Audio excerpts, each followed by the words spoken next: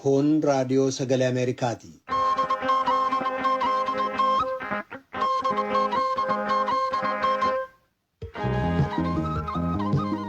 Raadiyoon sagalee Ameerikaa wixataa qabee haga jimaataatti galgala keessaa sa'a lamaan walakkaa jalqabee haga sa'a sadiitti meetir baandii 22-25 irratti Waashingtan DC irraa kan dabarsu sagantaa afaan Oromoo amma jalqaba.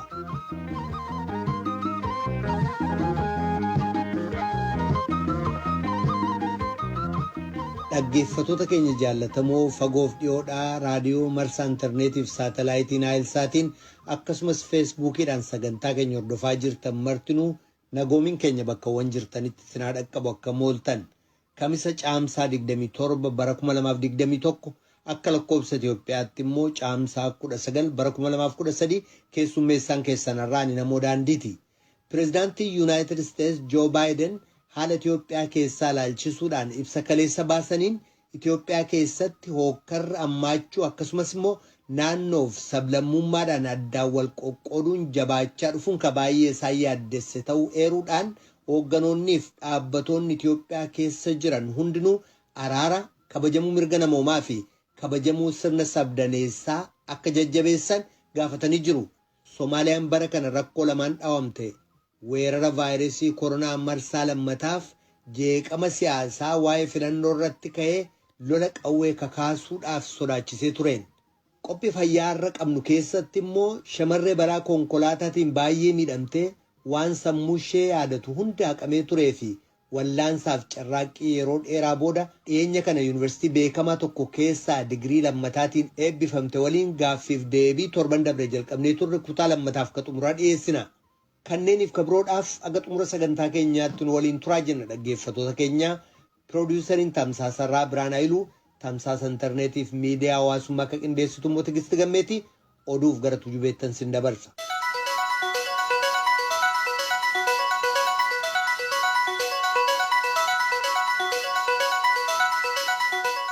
Attamooltan oduun ammaaf qabnu kunoo. Pireezidaantiin Yuunaayitid Isteetsi Joo Baayiden haala Itoophiyaa keessaa ilaalchisuun ibsa kaleessa baasaniin Itoophiyaa keessatti hookkarri hammaachuu akkasumas naannoof sablammiidhaan addaan wal qooduun jabaachaa dhufuun kan baay'ee isaan yaaddesse ta'uu eeranii hoogganoonniif dhaabbattoonni Itoophiyaa keessa jiran hundi araara kabajamuu mirga namaaf kabajamuu sirna sabdaneessaa yookaan sirna garee hunda hirmaachisu akka jajjabeessan gaafatanii jiran. Hookkara saalaa bal'inaan geggeessamuu dabalatee dhiittaaleen mirga namaa Tigraay keessatti geggeessaman dhaabachuu qabu jechuudhaan mootummaan Itoophiyaaf qaamonni siyaasaa biyyattii keessaa qooda qaban hundinuu marii hunda hirmaachise geggeessuutti akka cichan hubachiisan pireezidaanti Baayiden. Ibsa kana guutummaasaa oduudhaa booda dhiyeessina. Koreen hojii raawwachiiftuu paartii biyya bulchuu kan Itoophiyaa walga'iisaa jalqabee jira. Pireezidaantiin paartichaa Dr. Abiy Ahmed akka jedhanitti walga'iin sun dhimmoota murteessoo ta'an irratti fuulleeffata. Walga'iin kun kan dhaga'ame ennaa Yuunaayitid Isteetsi aangawoonni Itoophiyaa rakkoo namoomaa Tigraay keessaa dhaabsisuu dhaban jechuudhaan himate uggura viizaa kaa'uuf murtii dabarseef pireezidaanti Baayiden immoo dhimma Itoophiyaa kan yeroo ammaaf dhimmootii naannoo sanaarratti ibsa kennanitti. Itti dabaluudhaan walga'iin kun kan geggeeffame ennaa biyyattiin filannoo biyyoolessaa torban 3 booda geggeessuuf qophee xumurtetti. Gama biraan Masriif Sudaan waliin hidha laga Abbayyaa yeroo lammataaf bishaaniin guutamu ilaalchisee waliigalteen dhabamuunis dhimma ijoo kabiraa ta'uu Masfin Arraagee gabaaseera. Pireezidaantiin Masrii Abdul Fattah El-Sisii falmii dhimma bishaanii geggeessamaa jiru ilaalchisee yaadii dippiloomaasummaatti dabalaa akkasumas walta'iinsa Afrikaa uummachuuf jecha gita isaanii waliin mari'achuudhaaf Jibuutiitti argamu. Kurnaawwan keessatti pireezidaantiin Masrii hoogganu ennaa gaanfa Afrikaa daawwatu ka jalqabaati. El-Sisiin waa'ee hariiroo biyyoota lamaanii kan akka waraanaaf hariiroo daldalaa ilaalchisee ennaa daawwannaa seena qabeessa kanaa Pireezidaantii Jibuutii Ismaa'eel Gulehee waliin mari'atu jedhamee eegama jechuudhaan ibsi waajjira pireezidantichaa biraa bahee beeksisee jira. Daawwannaan kun kan dhaga'ame gam tokkoon Masriif Sudaan gidduutti gam kaaniin immoo Itoophiyaa waliin hidha laga Abbayyaa doolaara biliyoona 4.6 fixa irratti muddamni jiru hammaataa adeemetti. Boordiin filannoo Itoophiyaa garee taajjabdoota waaltaa Rippaabilikaanii sadarkaa addunyaaf waaltaa Dimookiraasummaa sadarkaa addunyaaf beekannaa kennuusaa beeksise. Boordichi mala qorannaa gareen taajjabdoota kanaa dhiyeesse xiinxaluudhaan akkasumas naamusa qajeelfama bu'uuraa kan taajjabdoota sadarkaa addunyaa gama hordofeen akka isaan hojjetan ilaalee waliigalteerra ga'uudhaan beekannaa kennuusaa beeksisee jira. Sababaa weerara COVID-19 kan ka'e gareen kun hojiin taajjabdummaa inni bal'inaan geggeessu murtaa'aa ta'uusaaf kanas hojii isaa innaa xumuru kan ibsu ta'uu gareen taajjabdoota kanaaf boordichi gamtaan waliigaluu isaanii boordiin filannoo beeksisee jira. Kan Yuunaayitid Isteetsi gura viizaarra keesse aangawoonni Itoophiyaa fi Eertiraa akkasumas kan lola sana keessatti hirmaatan ittiin jedhe adda bilisummaa uummata Tigraay gura kana ilaalchisuudhaan ibsa gama isaanii baasanii jiran. Akkuma kanaan TPLF ibsa baaseen adda bilisummaa uummata Tigraay akkuma uummata Tigraay irratti raawwatamaa jiru kanneen weeraraniin haleelamaa waan jiruuf kanneen fixiinsa raawwatan qixa tarkaanfiin irratti fudhatamuuf sababaan hin jiru jechuudhaan gama sabaa himaa dhaabichaa Dimtsi Wayyaanee jedhamu uggura viizaa Yuunaayitid Isteetsi keesseef deebii kennee jira. Hunda dursee garuu bulchiinsi Joo Baayiden SR 97 kan jedhamuuf abbaa irree kan ittiin jedhe Isaayyaas Afeworqiif faashistii kan ittiin jedhe garee muummicha ministeeraa Abiy Ahmed irratti tarkaanfii uggura dinagdee qabatamaa ta'e kaa'uu jalqabuusaaf addi bilisummaa uummata Tigraay dinqisiifannaa qabu ibsuusaa beeksisee jira.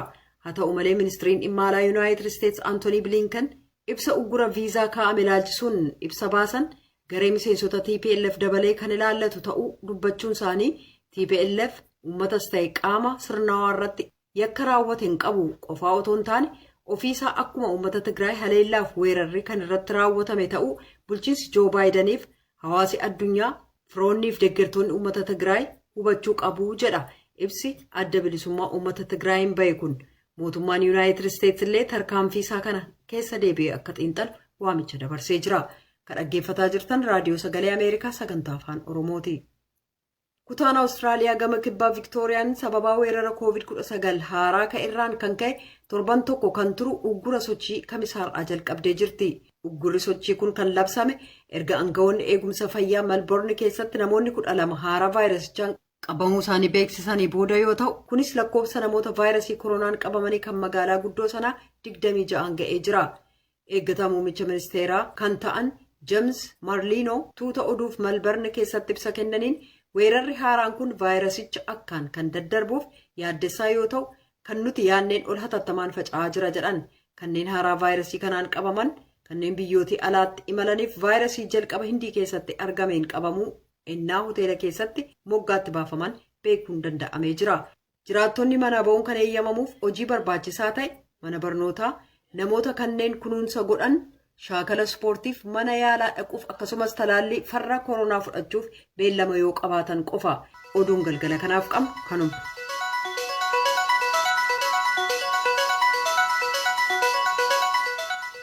Kadhagaa jirtanas Waashingtan DC irraa kadabruu raadiyoo sagalee Ameerikaa sagantaa afaan Oromooti.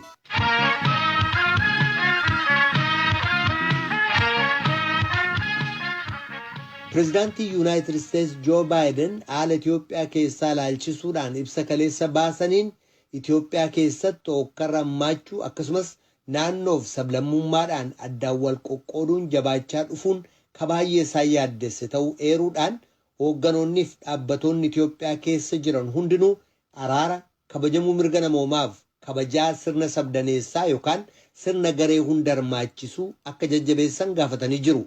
Hookkara saalaa bal'inaan geggeessamu dabalee dhiittaaleen mirga namoomaa Tigraay keessatti geggeessaman dhaabachuu qabu jechuudhaan mootummaan Itoophiyaa fi qaamonni siyaasa biyyattii keessatti qooda qaban hundinuu marii hunda hirmaachise geggeessuutti akka cichan hubachisanii jiru. Pireezidaant Baayiden bifqaaduutu bal'inaan dhiyeessa. Pireezidaantiin Yuunaayitid Isteetsi Joo Baayiden dhimma yeroo Itoophiyaatii fi naannoo ishee ilaalchisee yaada barreeffamaan dhiyeessan keessatti akkas jedhu. Itoophiyaa keessatti bakka hedduutti jeequmsi babal'achaa adeemaa jiraachuunii fi garagarummaan eenyummaa irratti hundaa'e jabaachaa jiraachuun isaa gadi fageenyaan na yaaddesseera. Tigraay keessatti hokkora saalaa dabalatee sarbiinsi mirga namoomaa bal'inaan deemaa jiru fudhataman qabu. Dhaabbachuu qaba. Maatiiwwan eenyummaatii fi qomoo kamiyyuu biyya isaanii keessatti nageenyaan jiraachuu qabu. Madaan siyaasaa karaa humnaatii fi karaa sibiilaatiin fayyuu hin danda'u. Tigraay keessatti warri lolaa jiran lola dhaabuu qabu. Humnootiin Eertiraatii fi mootummaa naannoo Amaaraa Tigraay keessaa ba'uutu irra jira. Hokkora dheerachaa deemaa jiru kanaan kan ka'e erga bara 1980 asii yeroo jalqabaatii fi Itoophiyaa keessatti beelli uumamuu akka danda'u waajjirri dhimma namoomaa mootummoota gamtoomanii jalqaba torban kanaa keessa akeekkachiiseera. Balaa beelaa kanaa hanqisuudhaa fi gareen hunduu keessumaa immoo humnoonni Itoophiyaatii fi Eertiraa hojii gargaarsa namoomaa danquu dhiisanii dafanii eeyyamuutu isaanirra jira. Hoggantoonni Itoophiyaa fi jaarmileen sirna araaraa fi mirga namoomaa jabeessuu sabdaneessummaa kabajuu akka qabanu dhaabbanni mootummoota gamtoomanii hubachiiseera. Kana gochuun tokkummaadhaa fi birmadummaa biyyaa eega. Akkasumas eegumsa uummata Itoophiyaa mirkaneessa. Gargaarsa tattamaa barbaachisaa ta'e mijeessa. Mootummaan Itoophiyaa fi siyaasa biyya sanaa keessatti qodhattoonni hunduu marii hirmaachisaa ta'ee fi of kennuu qabu. Uummanni Itoophiyaa wajjin hojjechuudhaan fuulduree siyaasa biyyattii irratti ilaalcha waloo uumanii guddina diinagdee fi badhaadhinaatiif bu'uura eger qabeessaatii fi walqixa ta'e ijaaruu ni danda'u. United States, Gamtaa Afrikaa, dhaabbata mootummoota gamtoomanii fi qaamolee addunyaa adda addaa wajjin rakkoowwan kana fooyyessuudhaan walitti dhufeenya biyyoottan lammanii bara dheeraa jabeessuudhaa fi fedhii qabdi. Dhimma hidhaa laga Abbayyaa dabalatee waldhabiinsa naannoo sana jiru karaa nagaatiin hiikuu irratti hojjechuudhaaf bakka bu'aan addaa United States kan gaanfa Afrikaa Jeff Feltman yaalii United States hoogganaa jiru. Jeff Feltman torban dhufu keessa gara naannoo sanaa dhaqu waan deemaa jiru na beeksisu. Dippiloomaasiin Ameerikaa fedhii bilisummaatiif dhaabbachuu, mirga namoomaa addunyaa deggeruu, olaantummaa seeraa kabajuu fi ulfina nama hundaa eeguu irratti kan hundaa'edha jedhaniiru pirezidaantiin United States Joe Biden.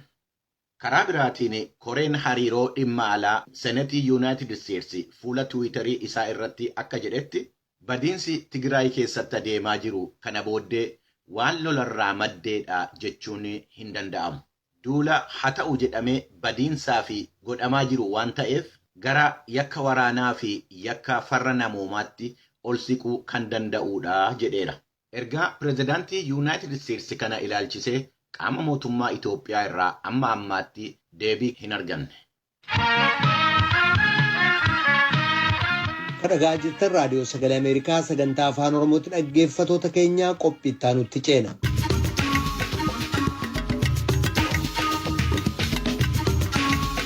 Qophii fayyaa ka torban dabree keessatti shamarree balaa konkolaataa hamaarraa lubbuun ishee hafee wallaansa fayyaa jabaa fi yeroo dheeraatii booda dandamachuudhaan barnoota isheetti milkaa'ina argatte Laakkaa Mitikkuu Nagaasaa keessummaa keenya goonee dhiyeessuun keenya ni yaadatama. Balaan hamaan qaama ishee akkamaatti miidhe sun eegarra ga'e waggaa 3 booda barnoota itti fufuu akkamiin akka dandeesse ka jaallanneen gaafatteef deebii kennuun jalqabdi Laakkaan. Gaaffii gaariidhaan kun baay'ee Meelaanditti yeroon dhufu haadha kofoo abbaa koo bira yeroon dhufu akka na barbaachisetti ke'aa gatiin dandeenye turre. Inshuraansii ishee waan fideef. Achii booddee taa'ee yeroo yaadu sammuu koo xinnoo ishee hojjechaa waan tureef niwuspeepar maalafa dubbisuu yeroon jalqabu xinnoo ishee public health kan jedhamu dur beekan ture garuu ammarraan fadheen ture kanaaf waa'ee isaa sirriitti yeroo dubbisu waa'ee health policy dubbisuun jalqabee jira. Gaaffii koof deebii kan naa kennu isa yoom qayyabadheedha jechuun jalqabee jira. Isa baratuun kun gaaffii koof waan hundumaaf deebii naaf ta'a. Deebii naaf ta'e immoo ani immoo namoota akka koo rakkataniif furmaata ta'uu hin danda'a jedhee yaade. Garuu sammuun koo akka durii baay'ee dafeen hojjetu. Amma baay'ee improve godheera garuu akka namoota garbaraaf fast miti. Akkuma barbaachisetti ariititti hojjechuu hin danda'u tureen. Kanaaf akkamittiin baradhaa jedhee tun yaadu Washington Hospital Centeritti Johnson Richardson jedhama. Isatti yaada koo fedhii koo yeroon itti himu neuropsychology exam fudhachuu dandeessaa jedhee natti waa'ee isaa dhagayeyyuu hin beeku waan tokko fe'eyyuu hin beeku. Maayini neuropsychology jedheen gaafadheen. Namoota barachuu barbaadaniif hojiitti deebi'uu kan barbaadaniif traumatic brain injury wanta akkasii nama qabatee fi accommodation akka argatanitti isa evaluate erga ta'anii booda isa agarsiisanii mana barumsaa iddoo hojii accommodation argachuu danda'u jedhee natti hime baay'een gammadee doktarii bira deemee evaluate hin ta'e achi booddee double time yoo argatte ati sammuun kee akkuma magaalaa biraa hojjetaa jedhan baay'ee gammadee maastersii PhD fa'aa hojjechuu yeroo barbaadu qormaata yeroo barbaadu GRE jedhama fudhadhee qabxii gaarii argadheen darbe. Baay'een gammade. Idduma ati koo jiraatanii mana barumsaa 2-3 applying godhe. Achi bara 2017tti George Washington University qabxiin kee satisfactoryidha. Kanaaf mana barumsaa keenya galuu dandeessaa yeroo jedhani baay'ee gammadee waaqayyoon galateeffadhee na liixee kan mana barumsaa. Ati barreen gaddaa xumurte barana eebbifamte maal baratte? Sadarkaa biology and psychology argadhee bachelor of science argadhe. Amma garuu san baradhee mastersidha. Master of public health. Majoring kummoo health policy dha. Health policy adhannadhee MPH or master of public health argadhee jira. December 2020 fixee engaddal last week graduation ceremony qoture jechuudha. Tole amma gaa meejarii kan hin godhadhe jettee imaammata waa'ee fayyaati. Health policy kan jedhu. Maaliif filatte? Waan dubbise keessa wanta narraa ga'e sirrii miti jedhee ani duwwaa ta'e moo nama gara biraatti ta'a jedhee yeroon gaggaafadhu yeroon dubbisu ani duwwaa miti. Namoota baay'ee akka kobbalaa keessa kan darbani especially traumatic brain injury patients wanta akkasii keessa baay'ee darbusa jedhu dubbisuun jalqabe. Jedhee yeroo yaadu ani immoo kana qayyabadhee akkuma ta'uun barbaade. Keessumaa namoota balaa miidhee jechuu keessa. Namoota disability qaban kan qaamni irra ta'e hundumaaf dhaabadha jedhee yaadee baradhe. Egaa digirii lammaffaa yookiin maastarsii kana argachuuf waggaa meeqa sitti fudhate? 2017 jalqabee December 2020 fixe. Waggaa 3 jechuun? Gidduutti garuu hospitaalli narra ture. Si dhukkubee? Na dhukkubee. Si dhukkubee kanaaf barnoota kee gidduutti dhaabuu sirra ture? Seemistara tokko na darbee jechuudha. Egaa akkuma ijoollee warra kaanii qixxeema isaanii teessee barattee qixxeema isaanii dorgomteetu jechuudha mini? Kilaasuma deemee nan baradhaa. Gaarummaansa namoota akka koof balaanataa ta'uu, disabilitii adda addaa ta'uu, gargaarsa adda addaa kennu. Kanaaf barreessuuf salphaa miti. Kan dhaga'u baay'ee konsentrate gochuu waan irra jiruuf barsiisaan yeroo barreessu isa duwwaa ilaalee wanta jedhu hundumaa absorb gochuun barbaada. Kanaaf nama naaf barreessin nootteeka kan jedhamu kilaasii keessa naaf kennu. Kana jechuun barsiisaan yeroo barsiisu barreessuun waan si salphannee fi isanni jedhu hundumaa sammuu keetti qabachuuf yaalta turte jechuudha. Barreessituun naaf fayyamamee ture. Isa malee naaf hin ta'u ture. Baay'ee na gargaare. Waaqayyo isa na eebbisa.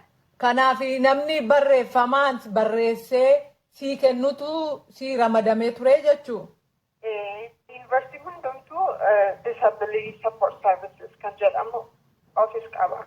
ADA waan jiruuf Americans with Disabilities Act waan jiruuf biyya kanatti nama akka koo gargaaruuf it's the law. Seeradha. Seera kenna. Yuunivarsiitiin hundumtuu waan office akkasii qabaachuu qaba. Kanaaf ani wanta akkasiin beekuun ture Washington hospitalitti natti himan akka akka jiru natti himan. Wal'aansaaf yeroo deemtu jechuudha. Natti himanii achumaan immoo xalayaan naa barreessanii barsiisa hundumaatti jalqabu koo fuuldura nan geessaa na barsiisaa tan himaas. Balaa akkasumaan narra ga'eef sammuun koo akka barattoota warra gara biraa arifachuu hin danda'u. Kanaaf gargaarsaan barbaadan jedha. Qormaata tokko keessaa double time na argadhaan ture jechuudha. Qormaata keessa double time jedha. Isaanuma ishii tolee naan jedhu akka barbaachisetti na gargaaru yaadu jechuudha. Qormaataaf gaafa teessu barattoonni warri kaan yeroo isaan itti fudhatu caalaa siif bal'isanii yeroo kennu jechuudha. Barnoota kee keessatti waan na rakkise jettu maayin? Dhugaa dubbachuudhaaf waaqayyoof galannaatan waan na rakkise jedhee kanan yaadu hin jiru. Waan hundumtuu akka chaalenjii fudhadhee waaqayyo asiin na jedhee na biraa naaf jedhee nan amanaa ture. Waan hundumtuu yeroo natti dhufe iyyuu waaqayyoon wajjin jira na darbaa jedhee nan amanadha. Waan tokko yoo ta'e iyyuu nan dhiibu ture. Kanaafis 2018tti garaa koo keessaa dhukkubee seemistarii miseen godhan godhu waaqayyoon wajjin jira. Ayinoo akeessa waaqayyo keessaa jira. Kanaaf waan naaf ta'u naaf ta'a jedhee abdiidhaan deemee jira. Namoota akka kee fayyaa ta'anii dhalatanii boodarra balaarra ga'anii rakkataniif waan jettu qabdaa? Ani yeroo hundumaa kan hin jedhu gaaffii maaliif anarraa ta'ee jedhanii gaafachuu barbaachisaa miti. Ani kan na gargaare akkas of gaafadheeyyuu hin beeku. Namoonni yeroo na gaafatanii maaliif anarraa ta'ee jettiin gaafattu yeroo naan jedhanii na kofiisan. Balaan namarraa ga'a maaliif anaan immoo ishee darba. Nama hundumaatti ga'a. Wanta gadheen wanta gaariin ta'a. Anatti wanta akkasii ga'een nan beeka waaqayyoon wajjin akka jiru. Isuma abdiin godhadhee isuma naamnadhee gaaffii akkas gaafadheen beeku. Man qabutti nan hojjedha. Hawwaas with what I have. Manaa kenname amma danda'eetti nan godha. Isuma hin qabutti immoo waaqayyoon galateeffachaa waan hin qabutti gammadee isuma nan hojjedha. Namoonni wanta balaanis dhalachuudhaanis waanuma adda addaatti ta'a. Garuu anaaf ammayyuu afura fudhachuu hin danda'a. Namoota meeqas afura fudhachuu dadhabee jiran. Hospitaalatti wanta baay'ee adda addaa argeera. Kanaaf ganama yeroo ka'uu koof wanta dinqisiisaadha. Ani kan ganama hospitaala isaan jiru na yaadadha. Ganama ol ka'uun anaaf salphaan turre baay'ee cimaa ture. Amma garuu ka'ee deema mana gara biraa. Kuniyyuu dinqiidha. Akkas danda'uun karaa deemuun ilaaluun nyaachuun dinqiidha. Kanaaf wanta si kenneef gammada ofirratti hojjechuudha. Gara fuulduraatti barnoota kootti fufattee yaaddaa? Xinnoo ishee hojjechuun barbaada jalqabaa. Garuu I think Dr. Public Health nan hojjedhaa jedhee na amana. Xinnoo ishee garuu hojjechuun barbaada. Shamarree Laakkaa Mitikkuu Nagaasaa deebinaa laatteef maqaa raadiyoo sagalee Ameerikaan hedduu galatoomii eebbifamuu keef immoo baga gammadde. Galatoomaa jaallanni.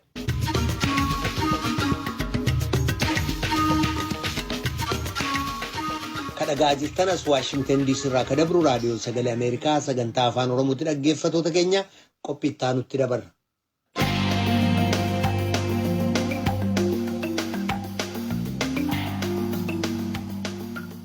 Soomaaliyaan bara kana wanneen lamaan akkamaatti aleelamte waraansa koronaa marsaa lammataatiif kalola qawwee biyyattii keessatti kakaasuuf sodaachisee ture jeeqama siyaasaa dhimma filannoo irratti uumameen. Amma muddamni siyaasaa biyyattii keessaa gab jedhee jira. Dhiibbaan dinagdee garuu ammallee akkuma biyyattii qabatetti jira.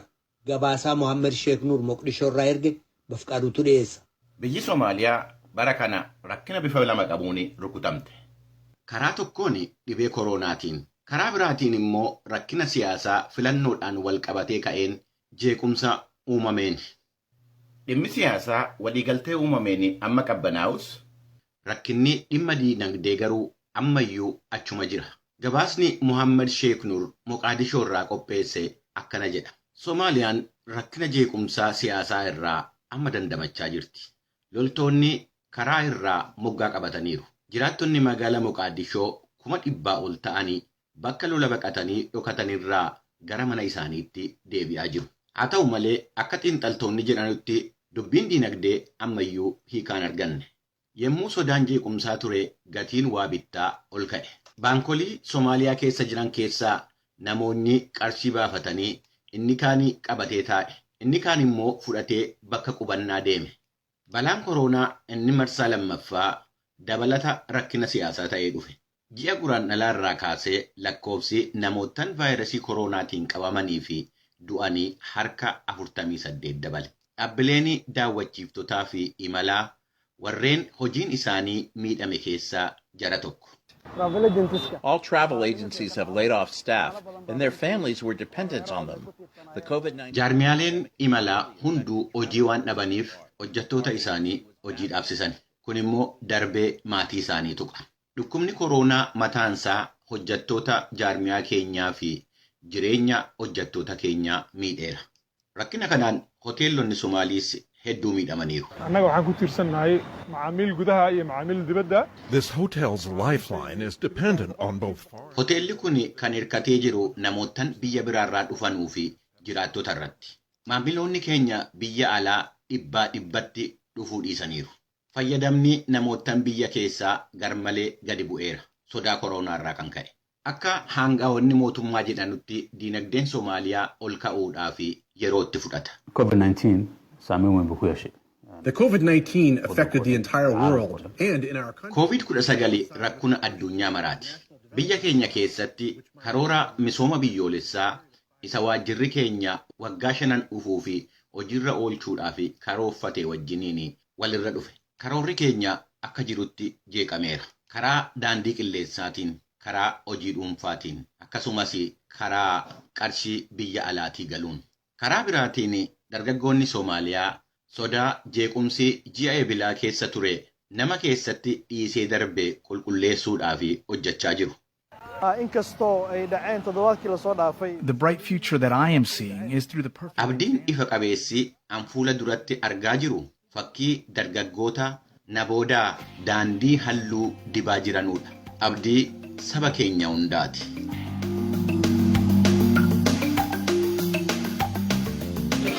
Kun raadiyoo sagalee Ameerikaa sagantaa afaan Oromooti.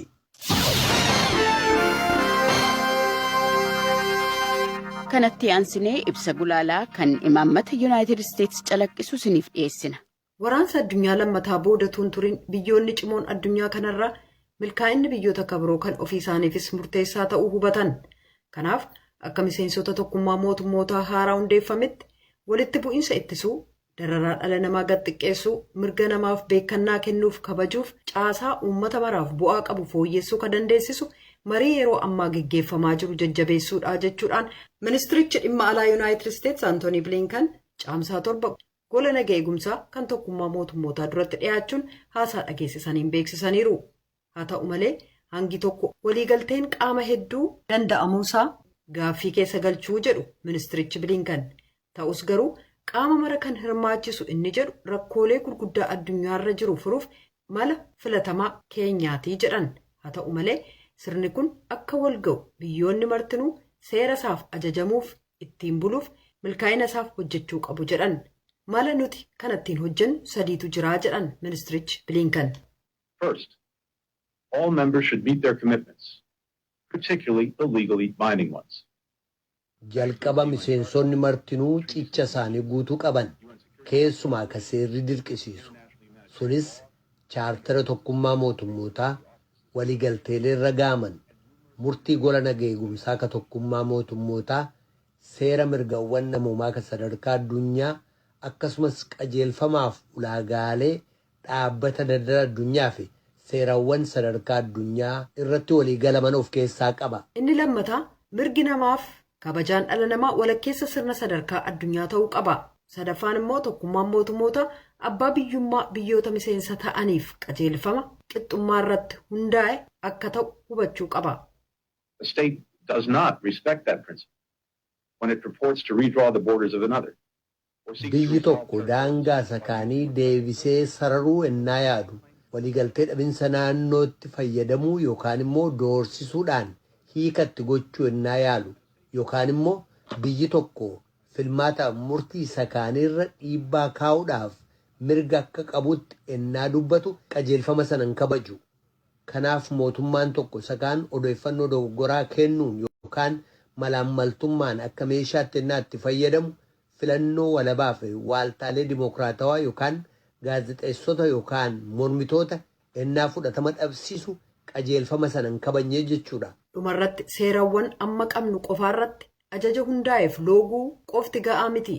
Fooyyessuuf irratti hundaa'uu qabna. Innaa tokkummaan mootummootaa hundeeffamu pirezidaantiin yeroo sana turan Harii Tiruumaan akka jedhanitti waliigalteen kun biyya tokko yookaan biyyoota xiqqaas haa ta'u guddaa ta'eef miti. Bayii hafuura wal danda'uuf ilaalcha sabirootiif obsa qabaachuutii jechuu isaanii ministirichi Bilinkan tuqaniiru. Biyyoonni adda addummaa isaanii beeksisanii amananii ejjennoo waliinii kan irratti hundaa'an barbaaduun kanaaf ragaadhaa jedhan jechuudhaan gulaalaan har'aa yaada isaa xumura. Kan kanaa olitti dhageessan ibsa gulaalaa kan imaammata Yuunaayitid Isteetsi calaqqisu ture. Raadiyoon sagalee Ameerikaa galgala keessaa sa'a 2 walakkaa jalqabee haga sa'a 3tti meetir baandii 22 yookaan kiilooherzii 13,765 irratti meetir baandii 25 yookaan kiilooherzii 12,040 irratti akkasumas meetir baandii 31 yookaan kiilooherzii 12,485 irratti wixataa haga jimaataatti qophii afaan Oromootiin dabarsu asirratti raawwata. Qophii boruutiin walitti deebina dhaggeeffatoota keenyaa nagaatti bulaa. Amma sagantaa afaan Amaaraatu itti fufa.